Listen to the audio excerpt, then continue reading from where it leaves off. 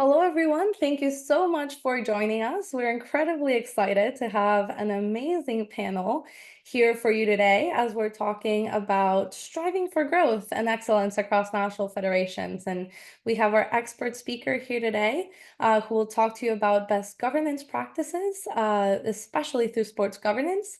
And then we have three incredible and distinguished presidents from different national federations who are so kind to share with us their time and share with you all, what has worked, what have been the challenges, and how can we together pave the path forward for innovation and growth across our continent. So we appreciate all of you. And this webinar will be in different languages. So this time around, everyone, please click the interpretation button and click the language in which you wish to listen to this presentation. So if you wish to listen to it in English, click the English channel. If you wish to listen to it in Spanish, click the Spanish channel. And from there, we are good to go. Esta presentación va a ser en ambos idiomas, va a ser en español y va a ser en inglés, así que por favor todos opriman el botón de interpretación y si la quieren escuchar en inglés, opriman el botón de inglés, si la quieren escuchar en español, opriman el botón de español. ¿Ok? Y con eso estamos listos para empezar. So thank you so much. I am incredibly honored to present our guest speaker for today, who is Catalina Melendro, who is a consultant in governance for sport and equality of gender in Colombia with ample experience in sports projects, both at a national and international level. As an ex-athlete, she has worked as a coach in basketball and as a researcher at the Unidad de Protección de Deportistas del COI. And currently, she is leading a global study about the protection of athletes in 24 nations. And she has a master's from the Erasmus University in Ethnic and Integrity in Sports. And she is currently doing her PhD at the University of Canterbury Christ Church. So thank you so much, Catalina, for being here with us today. The screen is all yours. Thanks so much, Val. That's very nice to be present here with you. I'm just going to switch my presentation because I am intended to make it in Spanish. Wonderful. So I'm just starting to share. Let me know if you are able to see my presentation now. It says the host disabled participant screen sharing. Perfect. Our tech team will take care of that shortly. Great. In case you need it, I also sent it to you a few minutes ago. Okay, there we are. There we go. Thank you. Let me know when you can see the screen as well.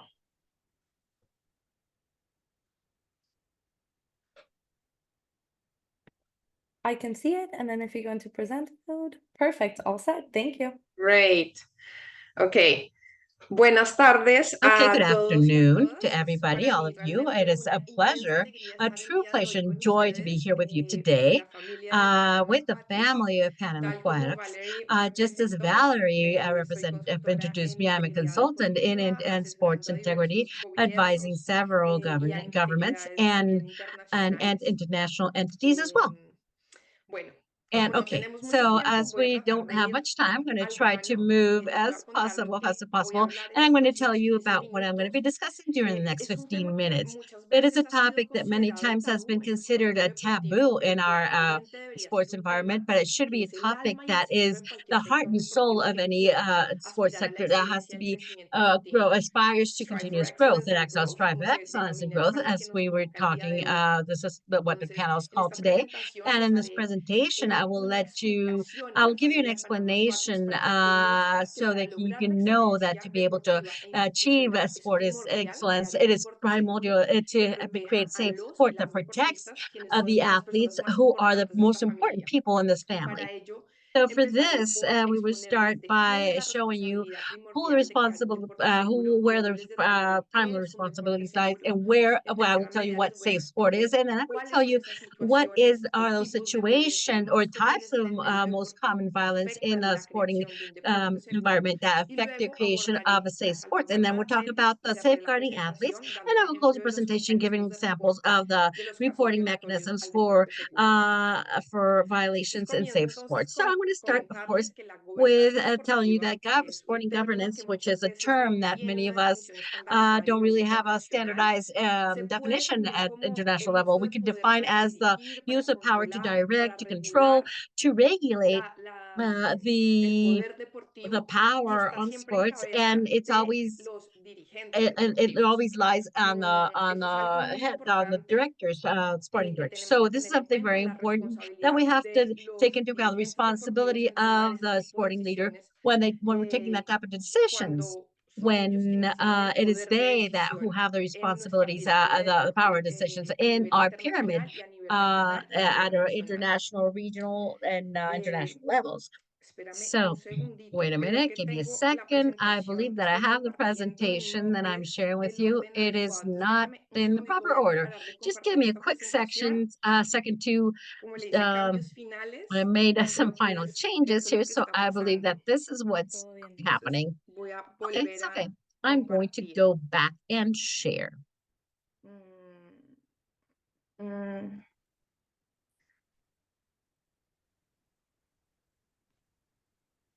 Listo, ya la tengo Okay, aquí, la ready. I've versión got it up. final, This is the final que es version, la más corta, which is porque the no shortest tenemos one, los actually, because 27 don't have the pues 20 vamos a minutes ver. we had originally assigned, Listo. considered. Cuéntenme Okay, well, okay. apenas la tengamos nuevamente, Okay, ya les estoy we can compartiendo. start counting just as we put up the screen. I'm sharing with you already. Perfect presentation. Okay.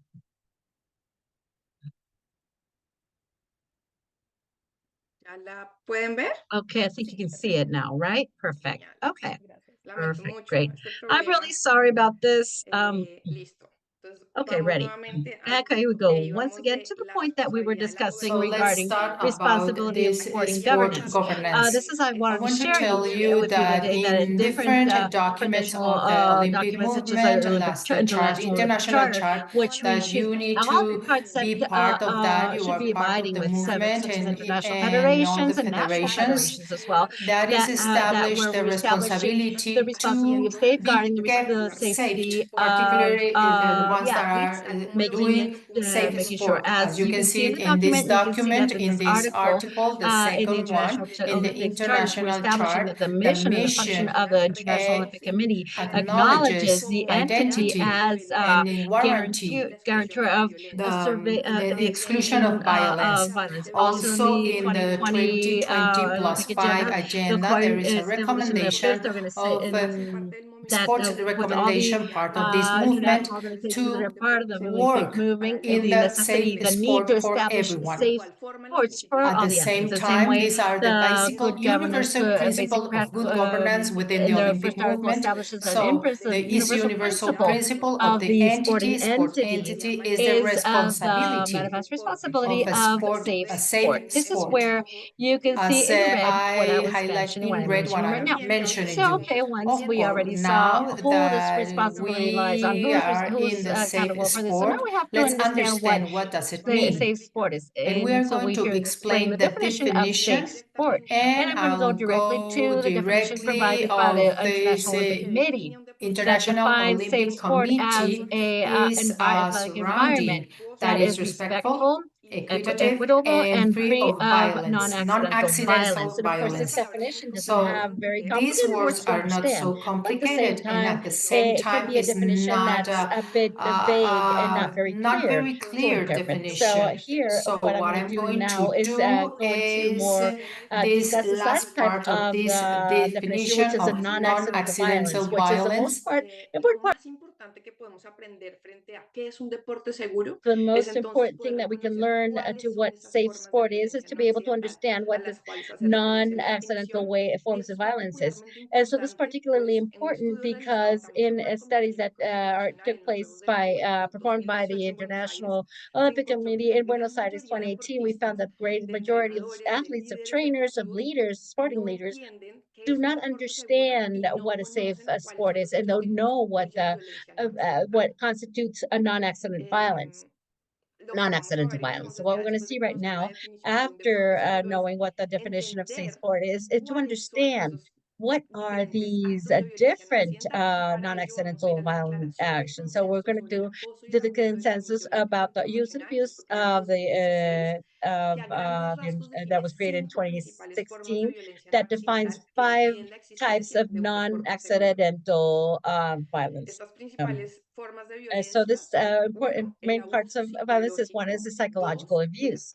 Number two is sexual harassment. Three is sexual abuse, and four abuse, physical abuse, and negligence also is here. Once again, we can assume and understand that these can be types of violence only due to its name, but it is is particularly important to understand in our sporting context, where many times the situations of physical contact, which are constant maybe, where there's a culture of win at all costs that have normalized situations that are situations of harassment and abuse. So I'm going to give you a little example of each one of these situations that can happen in sporting environment.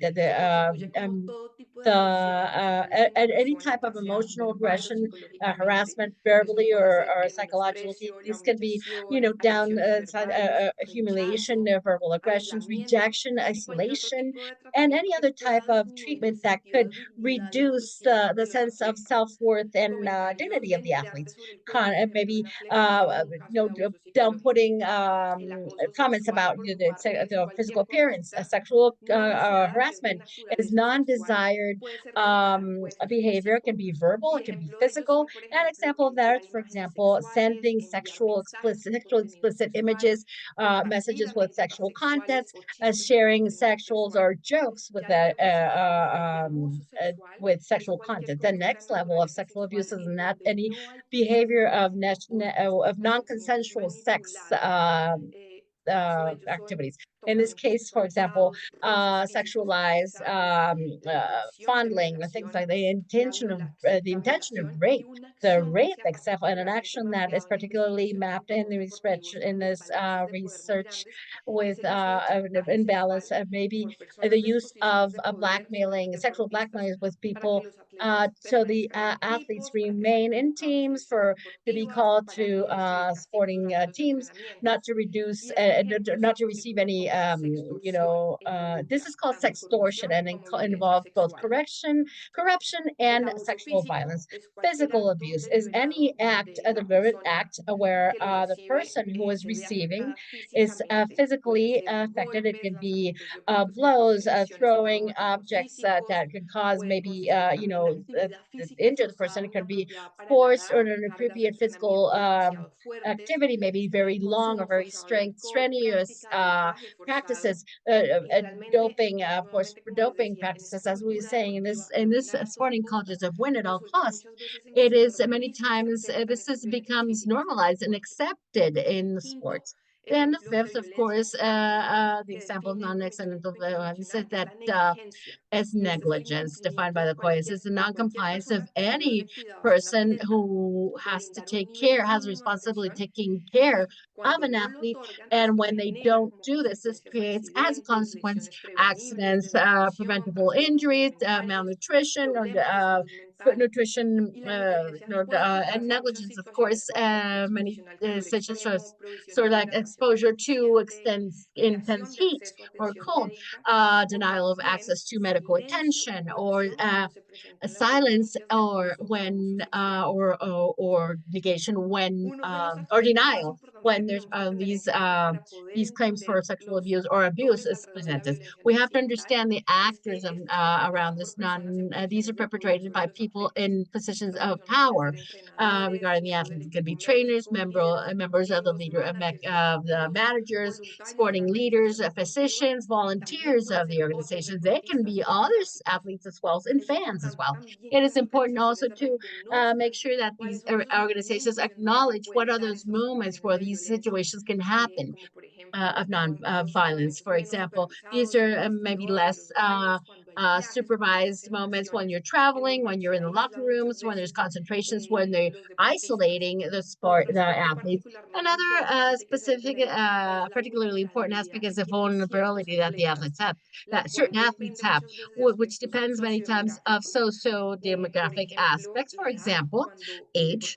When the athletes is a minor, the level of competitions when we're elite athletes, to gender, when you are a woman, and the gender identity when you're a person, transgender person, and the sexual orientation when you're a lesbian or a gay person. It's also is very widely known that harassment and abuse in the sporting medium represents a blind point for many organizations or sport organizations. Just maybe sometimes to not harm their reputation, but also the ignorance sometimes about the responsibilities that we have for the with the athletes. So now that we know about those five types of non-accidental violence, is the question is how common is it to have how common is the situation? Many times organizations think this doesn't happen in their league and their organizations, but unfortunately the answer to this is the research that was been done during athletes in countries such as Germany, Belgium, or Netherlands. They were finding the incidence of athletes suffering from this type is huge. In most of the situations, there is no safe sport other than in the definition.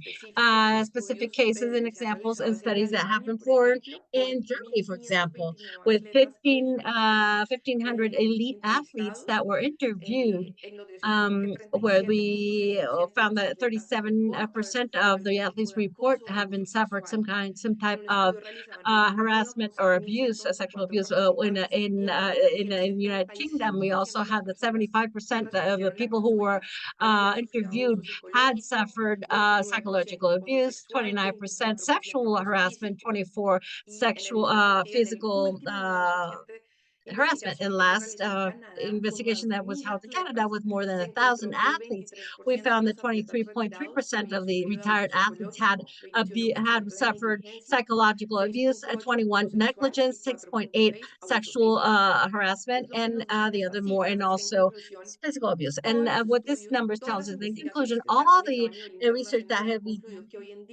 level. So right now, world right now is going through a pandemic of sexual harassment and abuse, where unfortunately we do not have an example where we can say, here we are safe. That why I'm going to jump to the most important part of my presentation after the definitions, after the numbers, and I'm going to tell you about what safeguarding athletes is. Here is the heart of the presentation, and is the way that we are going to protect our athletes in each and every one of our organizations. So again, I have this definition, so we need to understand how we are going to safeguarding the sport in any case, non-accidental violence, particularly give them a surrounding that is safe and promoting the wellness. So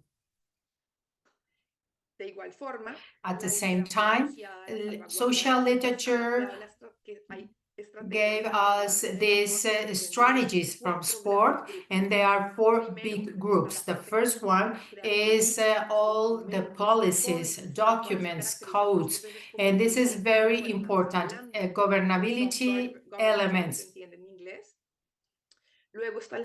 Then is the spread of this knowledge, everything with safe sport, particularly all the people that are part of that big family of sports. So that's why it's very important that everyone, coaches, the doctors, everyone know and acknowledge when something is happening that maybe is vulnerable for a safe sport. And that's why we need to have workshop, courses, presentation, training sessions in order to have all this knowledge. The third one is process of researches of data about violence that the athlete suffers. So we need to understand and to have best responses.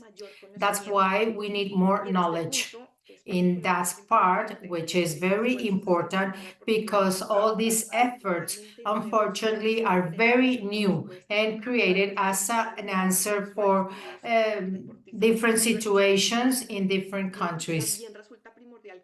Also, it's very important that all these organizations boost all these things internally.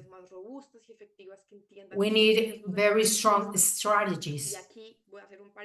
And here I will tell you that in a regional level in Latin America, and particularly in countries that speak Spanish, there are not research data, so we can know the vulnerabilities that the athletes are living. And the final point about this safeguarding athlete are to have a protocol to make claims. It's not only this mechanism for international association as we have it right now, but because it's very difficult sometimes to access to, and what we need is a national mechanism in each and every association, different languages, not only one language, unfortunately, is what we are living right now. And my fifth point is to tell you a little about all this mechanism of complaint mechanism nationally, regionally, so we can athlete safeguarding and this mechanism that we need. Here, what we need to understand is that we need to be engaged of all these pathways and to solve situation of sexual abuse, or we need to create this complete mechanism for all the organization. And this is very fundamental, that is part of the code in the Olympic movement, in the Europe Committee, and all this context. Internationally, these complaint mechanisms are very important to detect this situation of non-accidental violence, of any situation that attempt against human rights. These mechanisms are like the first clue in order to develop later some protocols, and also are sending a message to all the sport community. Non-case or non-accident violence will be accepted. In general terms, these mechanisms can be in person, online, through telephone, emails, but we hope that the sport organization will have several pathways and different pathways, because many times the athletes can have some barriers, the language, the technological barrier, so that's why this is very important. Internationally, in this slide, you can see that there are some international federation that started about 6 years ago to establish this complaint mechanism. And in different obligations, or is to create this complaint mechanism. FIFA, the World Rugby Federation, and others, World Aquatics lately, created this complaint mechanism. As you can see in this slide, it's also in your webpage, and there's a way to present the complaint is through the webpage. In this slide is the last one of the last one that I'm going to share you. And again, this is a good practice. It's not only with a complaint mechanism that it is already there, but there must be a document, a main document about these rules on the protection from harassment. And is part of this strategy, self-governance, that I was telling you at the beginning of my presentation. However, a good practice to fight, and with this I close my presentation, this is it is important the access of a safe sport. So this document published in the webpage of World Aquatic is not legible. It must be improved if you are expecting that all the family can understand their rights and to respect these rights. So as you can see in this slide, I added a fifth point of these other strategies, and is the importance of always examine what we are doing as a responsible institution in order to have this safeguarding. We need to monitoring to know what is working and what can be improved. And with this, I finish. You can see all my contact information. If any one of you want to have more information in this sport, a safe sport in your any kind of club or federation. For your time, I wanted to share this presentation specifically in Spanish, and my apologies for the inconvenience with my slides as well in Spanish that might contribute to maybe a bit of misunderstanding, but this is related because of the results of my last research, which have proved that it's Spanish-speaking athletes, coaches, and leaders who are the least aware of this knowledge.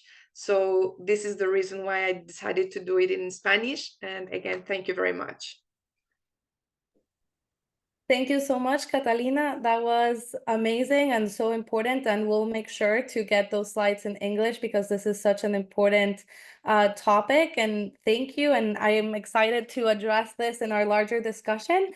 But for now, I would like to welcome our next speaker, Woody Lawrence, who is a key figure in sports in Dominica, holding a bachelor's degree in history from the University of New Brunswick and training in international sports organizations management. Since 2009, he has served on the Dominica National Olympic Committee as an executive board member and chief of mission for the Tokyo 2020 and Paris 2024 Olympics. Woody is also president of the Dominica Swimming Association and former president of the Dominica Fencing Association. He was honored with the National Youth Award for his participation in the 1996 Olympic Games and now continues to foster aquatics as our new Olympians and athletes come together in sports. So I'm going to share the slides, and Woody, the screen is all yours. Great. Thank you very much, Valerie, for that introduction. It's really quite an honor to be here. I'm not so diverse with the technology, so Valerie is helping me as I go along. But I'm the president of the Dominica Dominica Swimming Association since 2021. Just a little brief history. The association started around the mid-90s. We had a fairly active competitive program up until 2003, and then it just went dead. However, we did have a very active Learn to Swim program up until 2017. And Hurricane Maria also destroyed the pool that we were using, 18-meter pool, 3 lanes. So now we don't have any facilities. We're striving to rebuild again. So hence the topic, the work in rebuilding. And it has been a process since 2021. The NOC approached me to tell me that we need to rebuild swimming again. So I took it upon myself. I took the challenge. Same time, I also started the MEMOS program, which is a Masters of International Sport Organization Management, which is offered through the IOC, and that really opened up my mind a lot to how we need to rebuild. So it's basically we've had to undergo quite a bit of changes. It has been a challenge dealing with certain people within our culture that does not want any change. They want the success, they want the medals, they want all sorts of stuff, but they don't want to work because it takes too long. It's just too much. However, I've decided to undertake this really fun challenge. It has been, I've had some struggles, but I think so far I've managed to form a really very good board. There is an ongoing, next slide, Valerie, thank you. So I'm not going to go into every detail, but you can have a look and see. We've started our new board now since 2021 to help revive the swim program to develop better compliance. I had my first meeting with the World Aquatics in December of 2022, and that's when I decided that, okay, this organization has to be built from scratch. We had lost touch with a lot of the realities. As I said, there was no active competitive program since 2003, so that had to be rebuilt. I said we currently have no training facilities, and training is usually conducted in a very small hotel pool and in the open water. Next slide, Melanie. Thank you. Good. So this is where we are now. Currently, the association is in the process of rebuilding and rebranding. We have an interim board of 5, and we're slowly growing in capacity. Our national swim program is also slowly growing, but one of our challenges, of course, is capacity. So this will take some time while the organization is being rebuilt. Okay, so next slide, Valerie. So again, challenges, lack of proper organization and sport development culture. This is a major weakness here within a lot of our national sport federations. There's a lack of sport governance and management culture. Of course, a lack of proper training facilities, and for us in particular, a lack of certified and qualified coaches and instructors. And next slide. So the coming of a new age started really in 2022. We had several consultations with World Aquatics and PanAm Aquatics. Currently, we are working on a new constitution, a development plan, integrity code.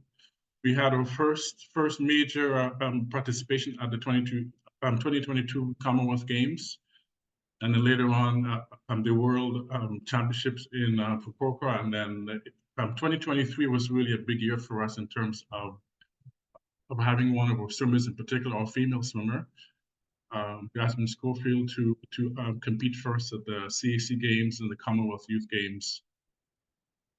And next slide, Valerie.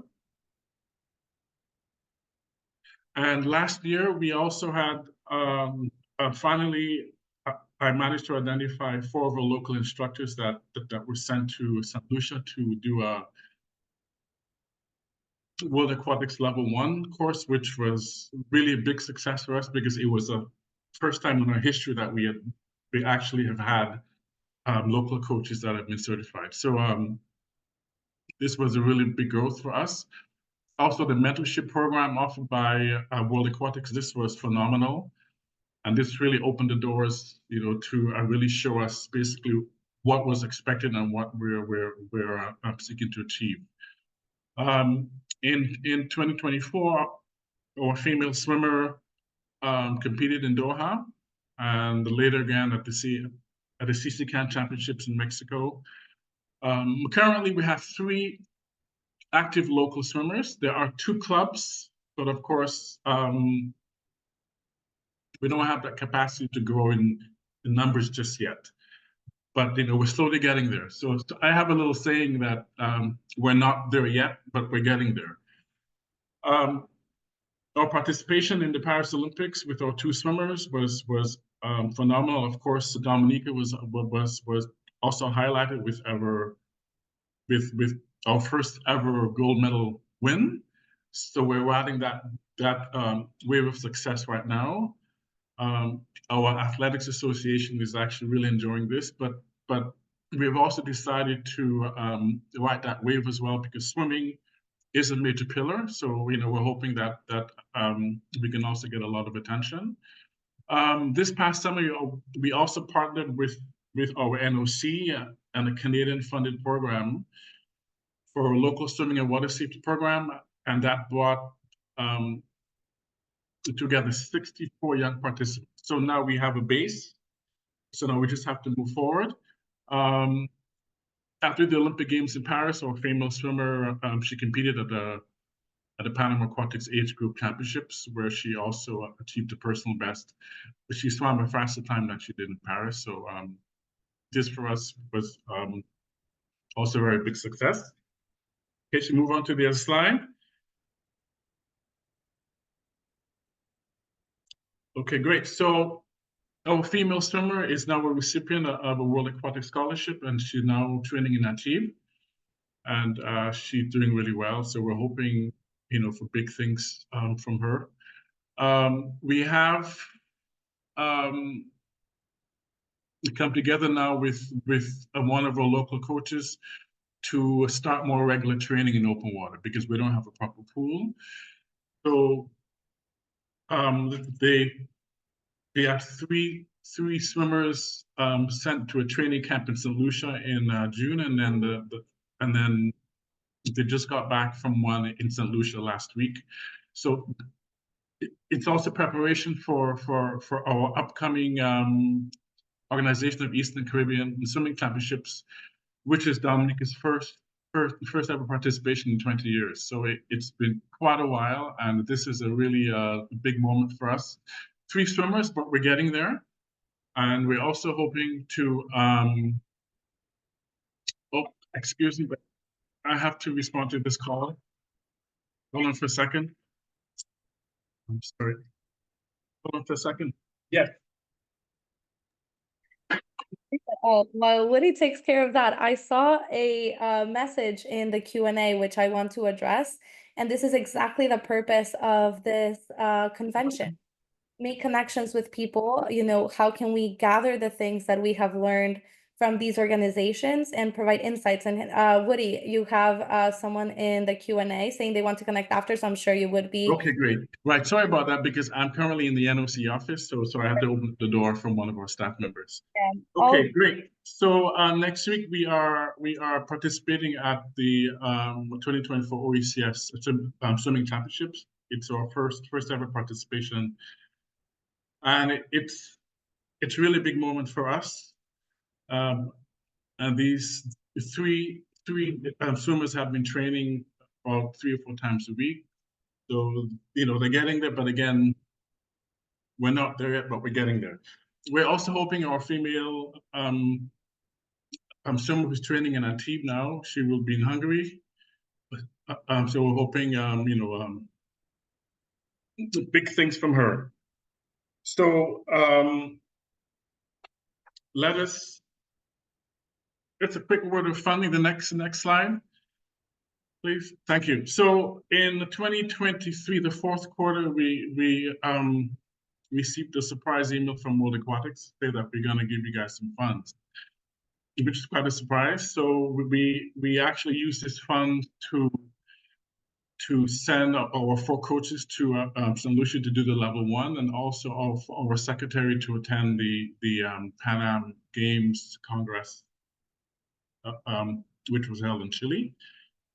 And we were also approved for the $25,000 for the aqua funding in 2024, which we have been really using very well. We also have the ongoing assistance to the NOC, which is it's a really good partnership for us. And of course, we have our submission of the aqua finance report by the end of December. We're also looking at other stakeholders. So while we're building a local swim program, we're also looking into building the organization. We really want to focus also on the growth in our capacity to form standing committees such as finance and fundraising. We're also looking at a governance and compliance subcommittee. Also media, PR, and monetization, because we're looking at sort of I guess to change the narrative or to change the focus of our development, which is really the organization. Because in my studies, in my research, a lot of our national sport federations don't focus on the organization itself, the growth and the building the structure that it needs in order to be successful. We talk about the athletes being centered, but the athletes also need a very good functioning organization to manage their affairs and to take care of them. Okay, so next slide, Valerie. So I look into the future. We have some major deadlines coming up by the end of December. We're hoping to have our new constitution, plan of development, integrity code finished. Most of it is done by me. It's been a lot of work, but really a lot of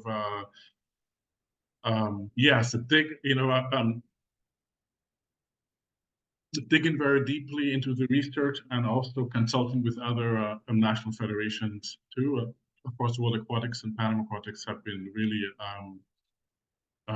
awesome partners. We're also looking into the next quadrennial, into growing our numbers and participation at local, regional, and international competition. More of those. We're also looking to produce more local coaches as well as technical officials. And our next big step is to acquire some land and to explore the possibility of building a 25-meter pool. This topic has come up too as well, of course, since our success in Paris. So we're hoping to tap into some of the funds. I have been in consultations with our local United Nations development program, and they might be willing to come on board too as well to assist.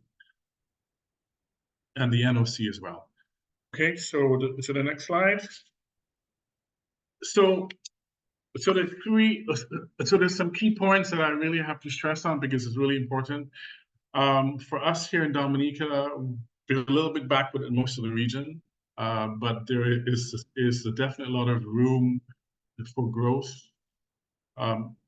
However, we do need to stress the importance of developing proper organizational structure and a level of governance which creates continuity and success. As I mentioned, people want success, but the work is too hard, it takes too long.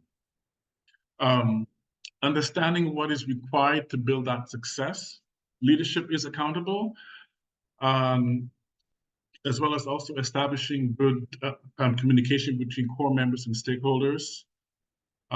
Introducing change, of course, in a culture where change is really not very always openly accepted. Choosing board members is very critical, so hence the reason to establish criteria for board members. For us, not anyone can be a board member. The board members have to come with certain skill sets, education, knowledge. Also, good and realistic project management and reachable goals, and knowing how much work it takes to build your plan and dealing with a lot of opposition. I've had to distance myself away from several toxic relationships here, and I take full and personal responsibility for that. And it has worked. And yet I've managed to build a really good set of supporters, people who are really helping with the vision and the mission. And to end, in conclusion, it is just an example. Next slide. It's the last one. So here's our vision: to be recognized as a leading sports organization in the Commonwealth of Dominica. And our mission is to develop aquatic sports in the Commonwealth of Dominica. We do have values, as a matter of fact, because we also have a focus. So our values would be engagement, inclusion, leadership, responsibility, and our focus is going to be on development, education, governance, performance, and safe sport. So we're hoping by the end of next January, 2025, we'll be moving into a new quadrennial, and I'm going to be having elections for a new board, and we're also going to be kicking our new rebrand, because we were the Dominica Amateur Swimming Association, and we will be renamed the Dominica Aquatics Sports Association. So we will keep the same acronym, DASA.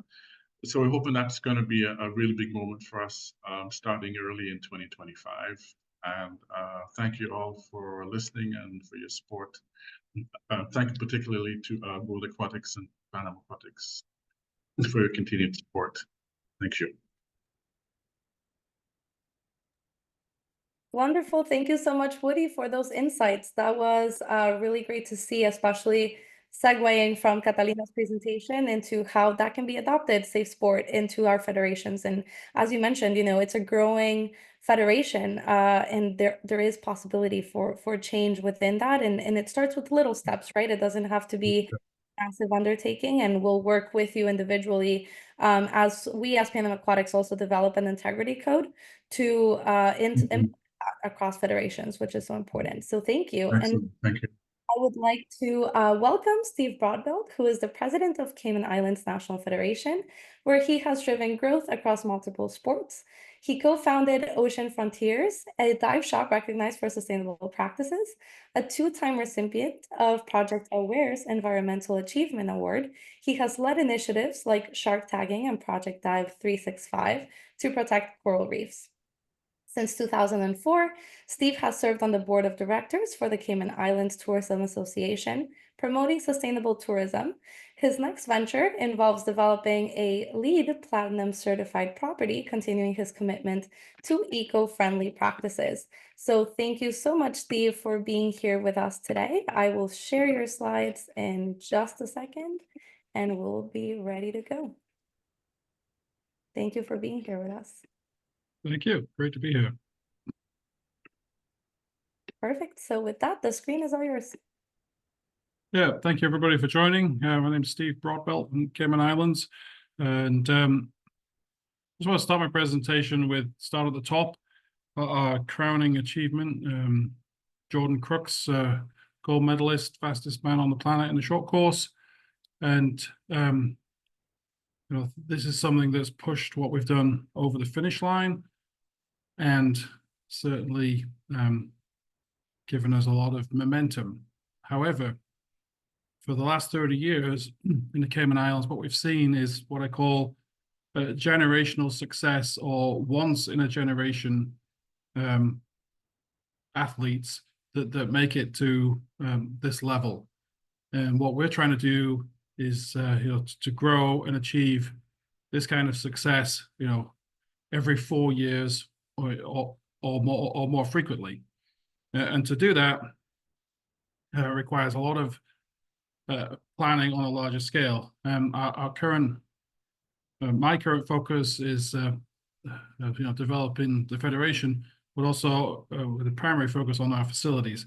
So we're building a new 50-meter pool and a 25-meter pool in an aquatic center that's scheduled to start construction in December next month. So next slide, please. Our project vision is this beautiful facility that's actually outdoor but covered. So it has a turtle shell structure over the top of it, and underneath it is a 50-meter pool and a 25-meter pool. Next slide, please. So we didn't get here by trying to serve the elite athletes. We didn't get here by saying, how can we invest millions of dollars in serving a very small portion of the community? We got here, we started with a competitive swimming approach. And everything I say today is not part of a master plan that we came up beforehand. This is a rear view mirror view of me telling you what actually worked. We're a small island of less than 100,000 population, and this is how I see it working for other similar either islands or even communities in general. Our biggest push was with water safety, and 43% of our population not being able to swim comfortably, unaided, and the swim programs with massive waiting lists. The next slide, please. And then a focus on youth.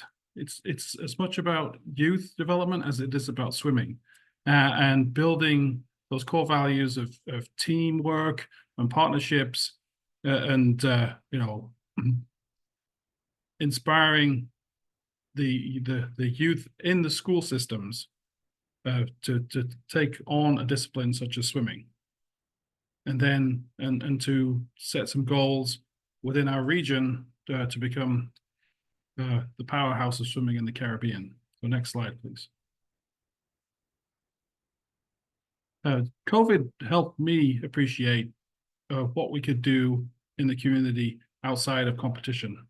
And the seniors programs that I've seen were the benefits that I saw really took my breath away with the assistance, the improvements in mobility in our seniors, and sending that message to our local government really helped get us closer to the finish line for our new facility and developing that. So I would encourage all federations to look broader and do not forget about the seniors programs and anything to do with therapy and mobility within your programming, and also just social swimming.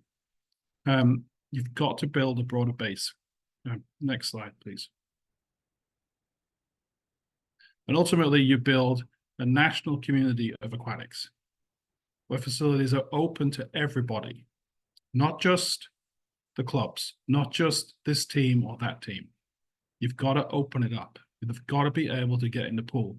Even if you're on a small island and they're surrounded by ocean, people are not going to go swimming by themselves. They want a place, a central place, whether it's birthday parties or international championships. Make your pool be the center of your an aquatics national community.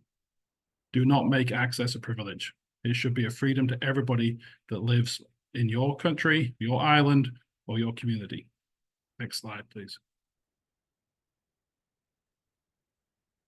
And don't compete with other sports. Make them part of the same family. Be a partner, whether it's cricket, netball, baseball, boxing, rugby, you name it. Partner with these people. Multi-sport has whether it's through training. If your athletes are under 15, they're probably still doing other sports. So don't alienate that. Next slide, please.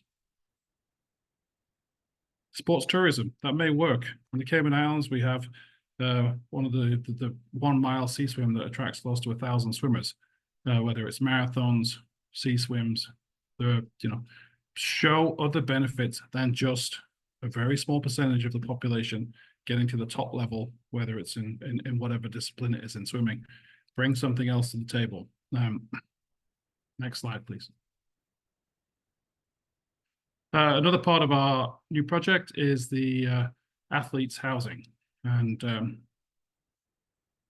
this is something that's been a key part of our financial plan. Hotels are quite expensive in the Cayman Islands, and it's been difficult to host international events. So building a sports hotel, athletes village next to our new aquatic center will change our ability to host events, but also swimming cannot do enough events to keep that place full. So this is where you partners with your other sporting organizations, squash, cricket, football, you name it, basketball, all these other events will also that they host will use the sports hotel. This is a key part of our economic engine that will fund swimming. It's very difficult to fund a world-class facility on people paying for lane times. it's like a coffee shop. You've got to sell a lot of $4.50 coffees to make any money. And to make an aquatic center pay for itself, it's extremely difficult just on lane time alone. You have to have another economic element to make it work, whether that's in accommodations or retail or some other element. My advice is you need another component to make these aquatic centers financially viable. If you're not, the larger countries are fine. They have lottery funded, they have various trusts that fund it, but communities and islands with 100,000 people or less will struggle if they don't have another economic component to the plan. Next slide, please. With accommodations, not just sports, but church groups, youth groups, conferences can also greatly benefit from budget accommodations. Next slide, please. Partnering with local education institutions. How can they help with hospitality, event management, and careers in those fields should also be brought into what you're trying to do. Next slide. There's been a lot of development in the Cayman Islands with medical tourism and hospitals, whether it's orthopedic or cardiac related surgery, but particularly with orthopedic rehab services are a key part of our aquatics plan to making our program financially viable.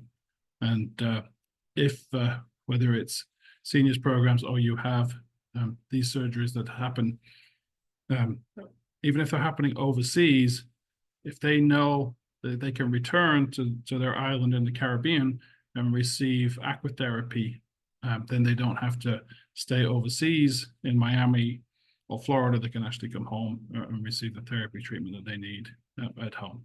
Next slide, please. For us, the site of our aquatic center is particularly high above sea level. So we've find that another ingredient to your business plan that can make it attractive to the government.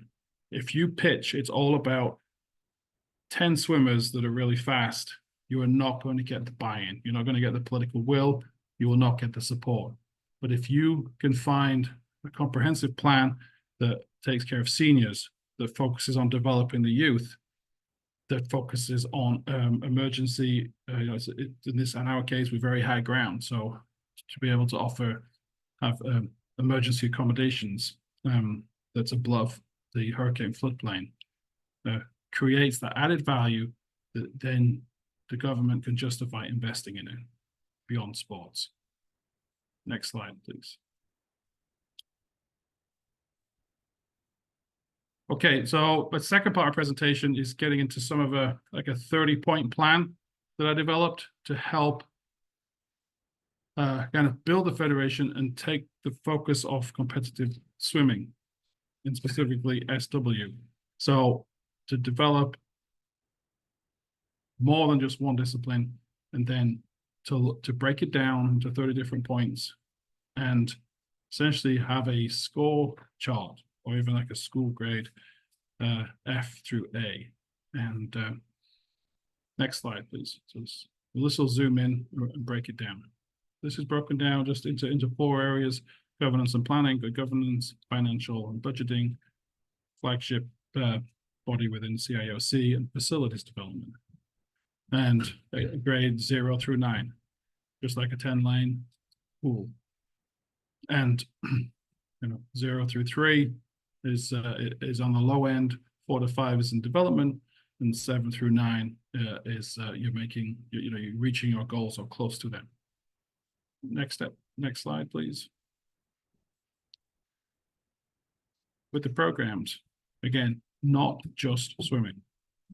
There's 9 different areas here. So even if you break out the different disciplines, but learn to swim programs and swimming in schools are also 2 very different things. Can you get swimming as the curriculum in your local school versus after school swim development programs? Competitive swimming is probably the easiest and the most widespread discipline throughout the region in the Caribbean. artistic swimming, we have currently a team of 93 artistic swimmers. So that is no longer development, that is a very strong team. Open water swimming also, is something that we have focused on and had great success with, but still needs a lot more work. We're still not getting full marks on that. Water polo, as with the development of kind of beach style water polo in the ocean, we've been able to develop that. Some of these items cannot be fully developed until our new aquatic center is open. And this is brutally honest, our lifeguarding program is probably the lowest scoring area that we have. And this is the greatest area of opportunity for growth. Master's programs and special needs, multi-classification. We accommodate lots of special needs swimmers, but we really haven't embraced the multi-classification para swimming, and it's another area for us to grow. Next slide, please.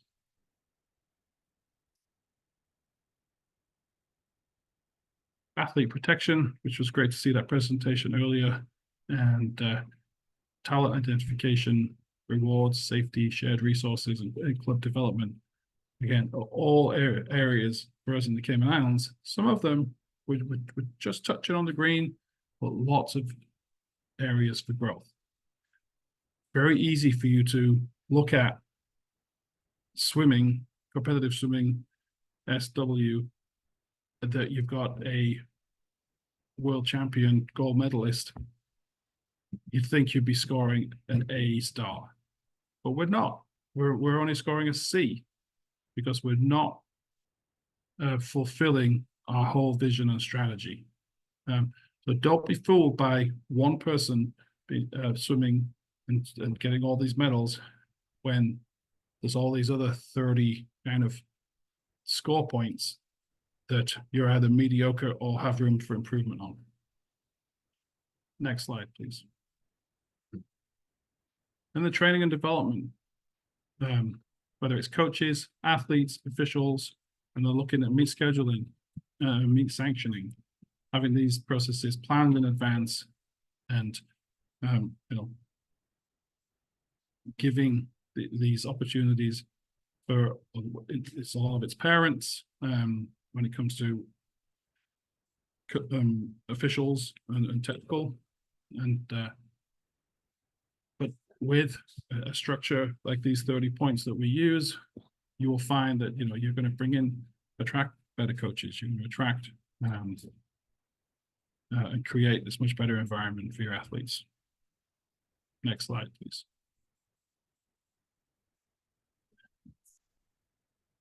Community development. How are you engaging with the community? We have these 800-meter sea swims that's open to all of the community to come. Once a year, we have a 1 mile sea swim that gets, reaches all corners of the community from all ages. How can you get, even if it's not a competitive element, how can you get more of the community involved in swimming? That swimming is seen and recognized, and it's not just for the elite few. Promotion, brand, identity, media, fundraising and sponsorship, all these things go hand in hand. If you're bringing value to the community, the sponsorships will come. If you're bringing sports, massive sports events to the island, through your promotions, and it all just starts to click together, and the sponsorship and fundraising will be there if you kind of follow this 30-step, 30-line item plan that I have. And this is just showing our 2024 review. You can score 270 points on my system, and we're at 184. And for next year, our goal is to grow to 207 points, and that brings us up to a good C plus, almost a B minus. So I'm happy to share kind of this 30-point plan that we use. It works. It certainly works for communities or countries with 100,000 population or less, and encourage you to take a second look at this. Next slide, please. This is us. We started digging our trial holes at our new facility, and we're about to start construction on our new aquatic center. And next slide. We purchased the U.S. Olympic trials in Indianapolis from Merthyr Pools. We purchased the pools. It's just started arriving on island last week, and most of the equipment's here, and it's all happening. And it's all part of us pushing and broadening our approach outside of just the few elite swimmers and competitive swimming. All disciplines, the community is what's made this happen over the last couple of years. Next slide. And thank you. And any questions? Wonderful. Thank you so much, Steve. Really appreciate your insights. Excited to dig into all of this. And I feel like for everyone listening, and especially if we have I see a lot of leaders in here from other national federations as well. This is the opportunity to collaborate, right? And you don't have to build everything from scratch. People have done parts of everything, right? So that's what we're doing here, and sharing ideas and exploring these. So thank you so much, and getting to our roots also as to why aquatics is so important, water safety. And I've heard a lot of you mention that already. So thank you for highlighting that. And now it is my absolute pleasure to welcome Jorge Soto. And we will change to Spanish because we really want to address our Spanish-speaking community with this presentation. So for our interpreters, this is your cue to switch channels. For our audience, you are good in the channel that you are, as you will continue listening to this in Spanish. With that, let me introduce Jorge. Es un honor tenerlo aquí el día de hoy. Muchísimas gracias. Jorge es un experto. It is an honor to have you here. Jorge is an expert in sports management with a master of sports and executive MBA. Es a member of the Colombian team. He has been a president of the and since 2017 for the Colombian Aquatics Federation. He was a finalist of the best of spectators in 2023, and he's member of the technical mission of water polo, World Aquatics in 2020. So it is a pleasure and an honor to have Jorge here today with us. And so once again, thank you very much. And right now we will be sharing the video that Jorge shared with us so everybody can enjoy. And then I'm going to hand the microphone or the screen over to Jorge Soto as an expert in sporting management. And we are ready to begin. Desde 1939, la Federación Colombiana de Natación. Since 1931, the Colombian Federal was the fundamental pillar of the aquatic development in our country. Today, we are so committed with excellence and innovation in each stroke, driving and movement. Since our beginnings, we had the vision of decentralizing swimming in Colombia, bringing sports to every corner of the country. Our mission is clear: to contribute with national international organizations, sponsors, and commercial allies to optimize high performance potential of the sports challenge of Colombian swimming. We work as a team with coaching staffs, judges, health professionals, and administrative staff. Everybody's united under an excellence and innovation management approach. Our principles guide us in every step of the way: national sport identity, a discipline, teamwork, inclusion, passion, and environmental awareness. Aware of our environment, we promote environmental awareness and water protection as a fundamental part of our sporting essence. These principles are reflected in our values of humility, gratitude, respect, and humility, forming the basis of our value proposal.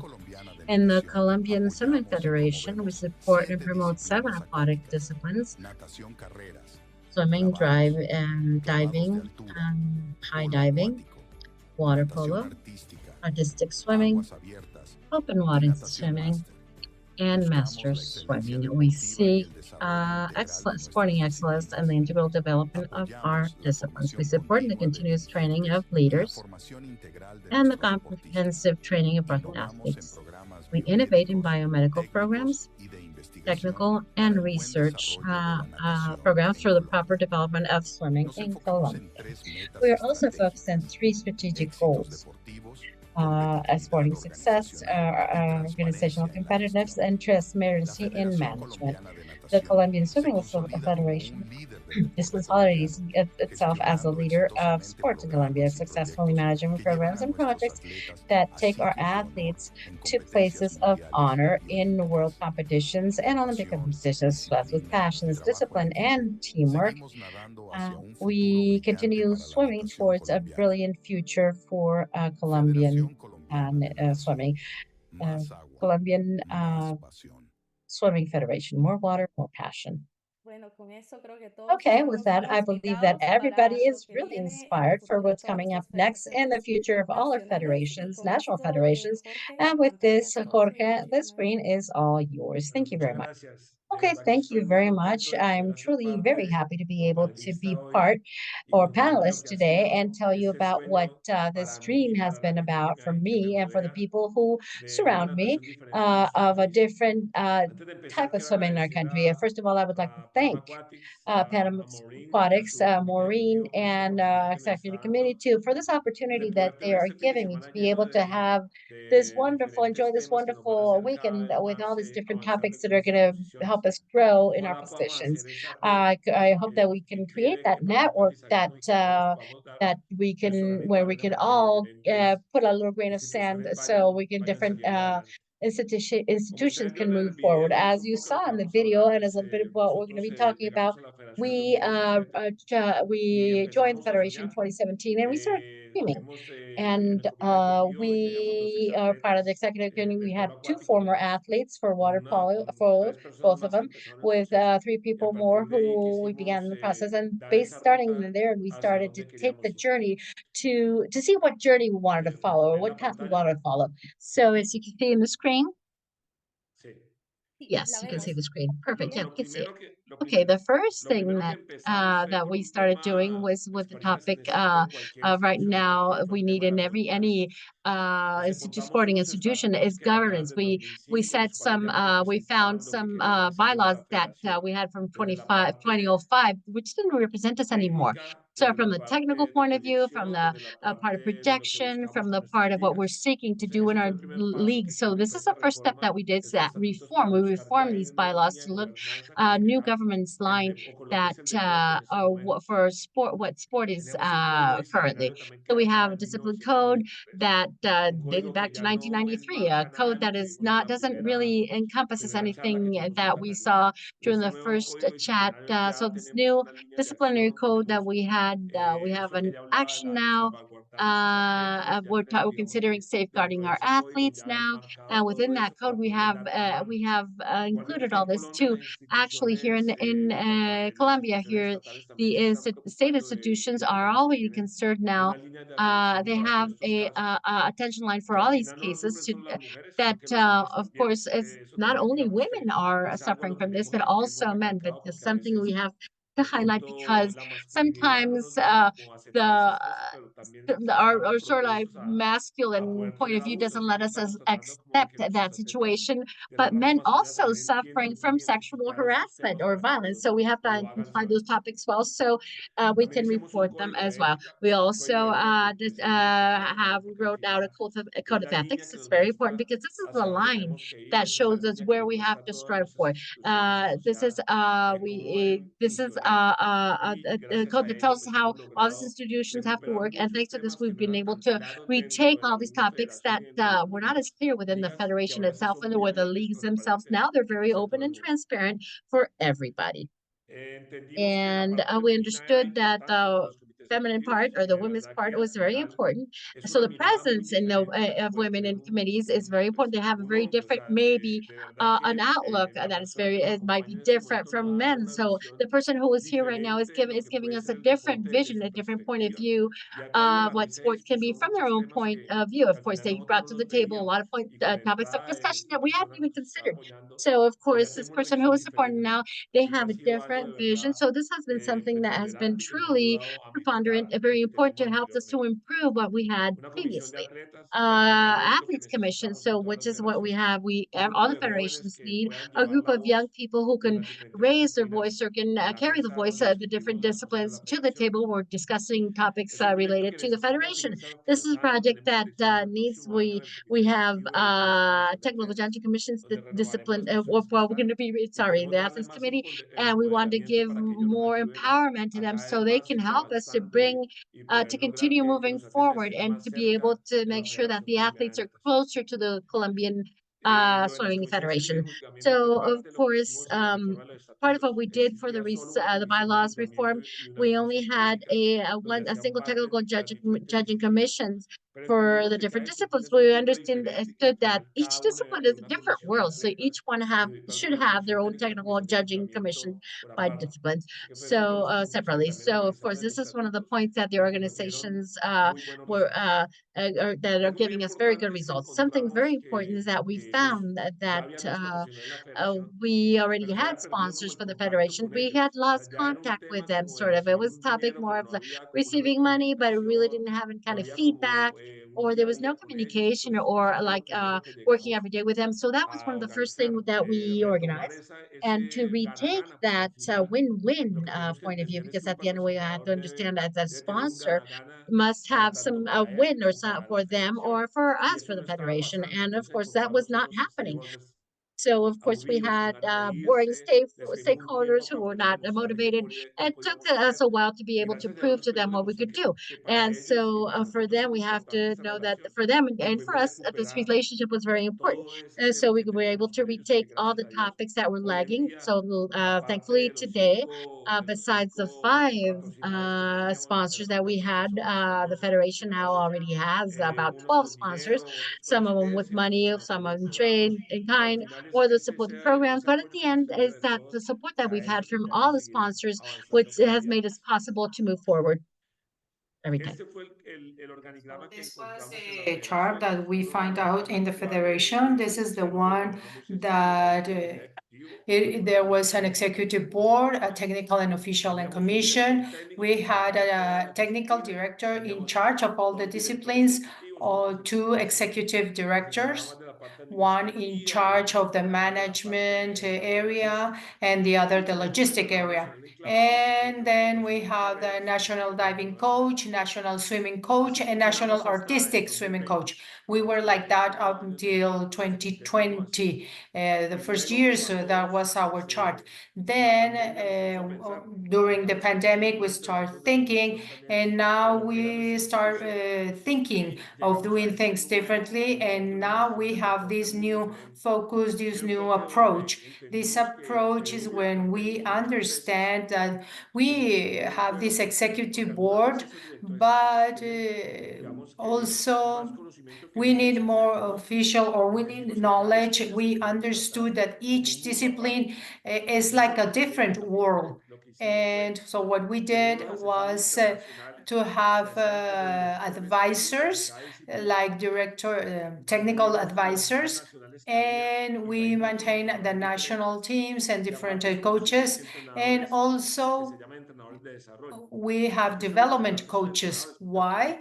Because at the end of the day, these are the ones that are going to achieve to have more disciplines in our country. So we need to strengthen, for example, the artistic, the dive, polo, aquatic, open waters, etc. That's why we need this new structure, sport structure, and we've been seeing very good results. Also, we have this management and technical strategy, and this is very important to our country. Colombia is an active participate in the worldwide events. So that's why we are doing and honor him, because he showed our federation in his moment and is his legacy. And that's why we are supporting all discipline. Also, we understood that we needed a different structure. That's why we have different manager. We have an administrative secretary, someone that can handle the accounting and the finances. We also have a project manager with the IOC, and we need to run by him all this institution, and also a logistical coordinator, because we want our athletes to be very well attended, not only in Colombia, but abroad, with very good flights, transportation, hotels. So that's why we need this new structure. And later on, communication director. This is a new department in our federation, because we understood that this is the way that we can grow and the others can known as social media are very important. We understood this. So that's why this is a new niche. We can reach more sponsors and people. And from that model, now we have this, has been very successful.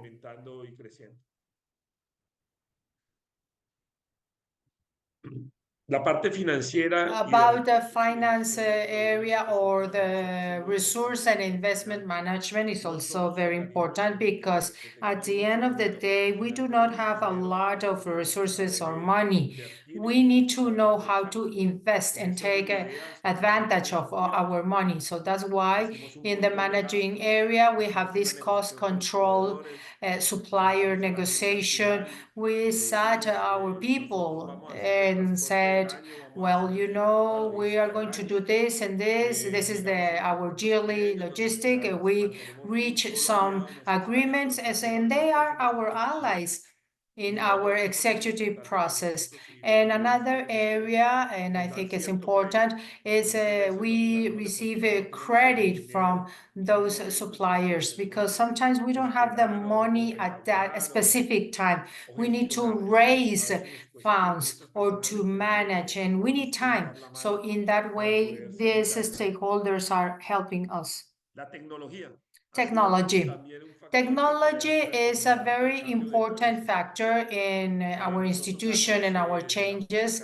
And Colombian Swimming Federation, there are not clubs, but like departments, and we are working with those departments. So what we did was take advantage of the technology. So everything, all the management part, everything was process automatization with technology platforms. So thanks to these platforms, we can have a follow-up, a real follow-up of what is happening. And with this, we can accomplish the resources on time. So that's why everything is in automatization. And this is a topic, or all the sports organization must follow and be there. Communication and technology are two important aspects inside our sport organization. Every one of us must follow this path in order to achieve efficiency. And also the management and administration resources is also very important. And as an executive committee, we understood that the best people in our institution are those that are part of our movement in some point in time. Former athletes, for example, our management was one of them, and he was prepared with an MBA, prepared in the United States. And he is helping out in this area. Another one is helping out in the logistic. He is a former diver, and so he loved this sport and the institution. They loved this sport. They were part of this sport one time, and they realize good things and bad things. And I tell all the leaders and motivate the leader, find out those former athletes, sport people. And I also invite them to be leaders and to be part of the executive board of their clubs or federations. Because sometimes, well, it's very easy to criticize and say this is wrong, this is wrong. But when you are in this chair is a different perspective. That's why the athletes must be here with their vision, with their experiences. They can help in our discipline a lot. We had an opening for business in our federation. The first one was marketing position through social media. New sponsor, as I already mentioned. We have an old sponsor now. We have Sisma Pharma, Electrolyte, Play Green, and other alliances.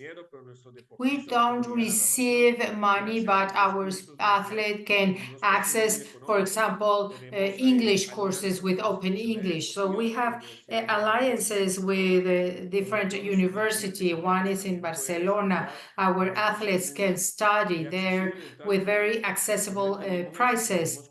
So we realize that we need to train our people to in this part of our federation. So due to these alliances, we can have more and more people that are very well trained and they can help in our sport. Institutional agreements and alliances, I already explained this area, and alliances with the sports institution. We can offer people that are with us all these spaces so they can continue in their growth. For me, this is one of the most important changes in our federation, and that's why we are right now here and affected the community. As I mentioned, this is from the social media, communication, digital communication, and it's for the youth. We need to understand that what we need is to attract this youth. So we have this rebranding, totally rebranding. Our logo was from 1939, but this one in this slide is new, more color, and we create a new logo for each and every one of the disciplines because we want to have we want to give identity to the different disciplines. So we tried with this rebranding to try to have an important space. Also, family is getting bigger. We grew 2,700% because the best ambassadors of our sport is our athletes. We gave them an important spot and place in our strategies. And also, they are also the speakers of our sport. What is needed. So thanks to that, our federation is very well positioned. Please visit our social media so you can realize and be aware that this digital area is very important. Very big important support is from the institutions. At the beginning, we didn't saw these things are very important, but now we realize our budget is very important. and it's for this type of communications. We also perform high quality activities and files. Not all our events, but the important ones are for free. We broadcast for free, so people can watch their family, their friends, their children in other areas of the country. When an athlete wears something, the rest of the people want also to have that, so to sell the t-shirts of the federation or caps, people want to have it.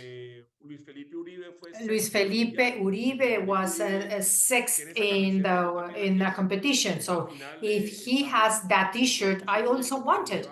And we are in this project for the last year, and it's a good merchandising. And with that, we have a very good result. So it's incredible. People write us and ask for the cost of the t-shirts and other merchandise. So all these designs are with a goal. Last year, we have a t-shirt that all the people that were in the federation, and the reason is that those 5,000 people in the spot, well, they were supporting our athletes. And this year, with this t-shirt I'm showing you, is a pre-Columbian designs, our story as a country. And at the end, each design has its own history, and people loved it. What I can tell you to end, and these are like the highlights of our changes in our institution, is to understand that only together, only with the teamwork, we can achieve our goals. Again, this is our slogan, and we want to work together for our sport. We dream with Colombia, and we want to achieve this in 2028. We are in different areas, in different World Cups, and for sure, Los Angeles will be like a historic moment for our federation. Why? Because it's the dream of everyone, and with that, we have the strength for this goal. So we dream and we hope that this comes true in Los Angeles. So I'm here. If you have any question, I thank this opportunity to tell you a little bit of this journey in the changes of our institution. So hopefully this sport can be stronger in the Americas, and technically we can advance and be in a better place. Thank you very much. Muchísimas gracias, Jorge. Thank you, Muy Jorge. buena presentación. A Nos da very good un mejor presentation. contexto de We have a very cómo estas holistic cosas, particularmente approach in how to do it. al fondo de sus iniciativas, And yes, all your initiatives and your cada goal or institución. Así que the muchísimas athletes gracias. are Y in the ahora center a of Woody y everything. a Steve, I will si se invite unen, voy a seguir Woody la historia and en español, Steve, pero and we will Woody y Steve están en el continue audio de inglés, así que in Spanish. So Woody and Steve, please escuchar keep in the English channel so you will listen to the les quería questions. preguntar So I would like to ask you very quickly, we are just on time, how can implement all this? I know that we are looking the results, but we want this to be the standard for our federations. So both all of you, three of you mentioned initiatives, and we are looking a lot of work in the infrastructure, media, and how we approach or get to our communities. But I want to highlight something that I think is very important, and also it's highlighted all this tourist aspect. And it's what you mentioned, e-commerce. How can involve our community to build commerce, sponsor community events? How can we grow beyond our athletes? With all that initiative, for example, learn to swim or master or everything in a group. So my question for you is, how can we start? We can have plans, but what can you advise to the director of other federation? What can they implement on Monday?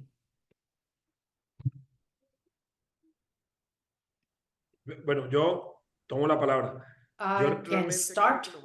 I believe what is very important is to know very well your institution. There is where you realize your strengths, your weakness, and maybe to have a roadmap of what the things that we want to improve. That can be the first step, and have a strategical plan. Otherwise, we cannot achieve all those changes.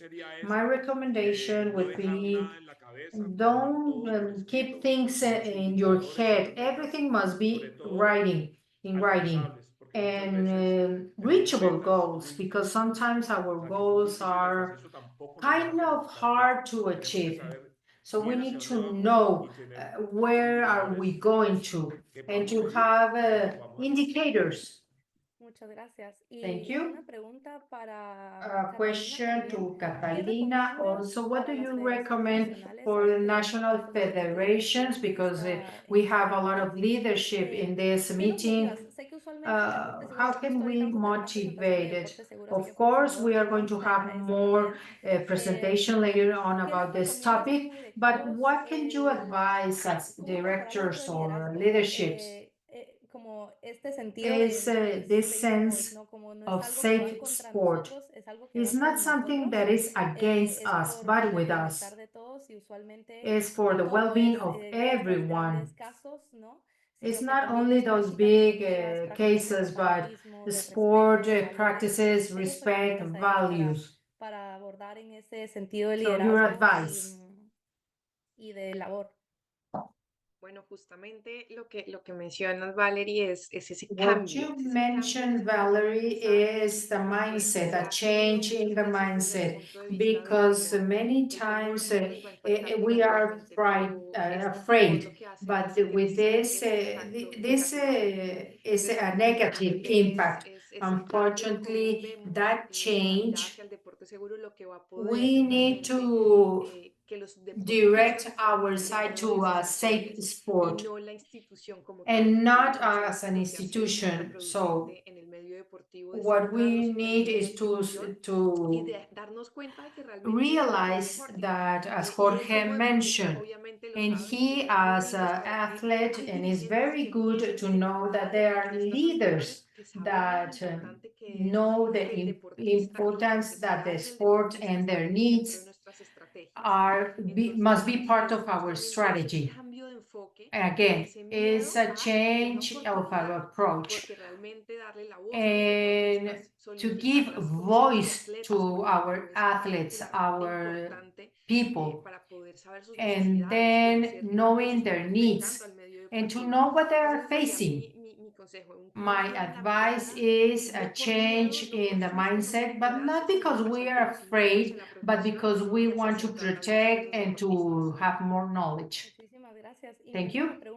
And the last question, Woody, can you hear me in English? Yes, I can. Yes, you listen to the translation. Okay. So my last question to you, mi pregunta para usted. My question for you, and Steve, is your advice for the institution of this international federation that are growing. Your advice is so they can start this pathway of change, to have governance practices with a mission and a vision, and our athletes be in the center.